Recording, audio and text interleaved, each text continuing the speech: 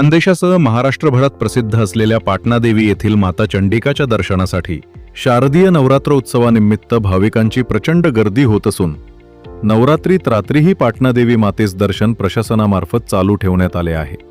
वाढत्या गर्दीमुळे प्रशासनाकडून योग्य असा बंदोबस्तही करण्यात आला असला सायंकाळी 7 ते 8 वाजेनंतर दर्शनासाठी येणाऱ्या भाविकांकडून पाटणा गावातील काही उपद्रवी गावगुंडांकडून वाहने पार्किंगच्या नावाखाली अवैधपणे 20 ते 50 रुपये लूट केली जात असल्याचे आमचे प्रतिनिधीच्या निदर्शनास आले असून ही गावगुंड तरुण अनेकदा भाविकांची हुज्जत घालत अरेरावी करीत आहेत।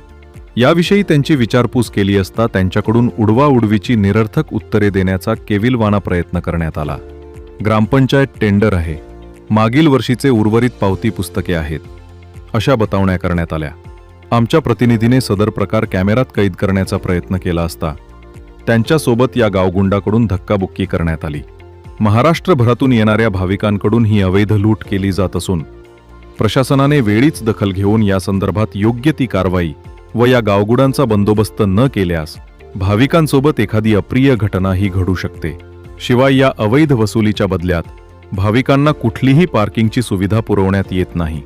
मग ही अवैध वसुली नक्की कोणाच्या आशीर्वादाने सुरू आहे, हा यक्ष प्रश्न आहे। साप्ताहिक बसव भूमिका सह PBN 24 न्यूज साठी संपादक विजय गवळी सह तालुका प्रतिनिधी कुशाल मोरे, चाळीसगाव।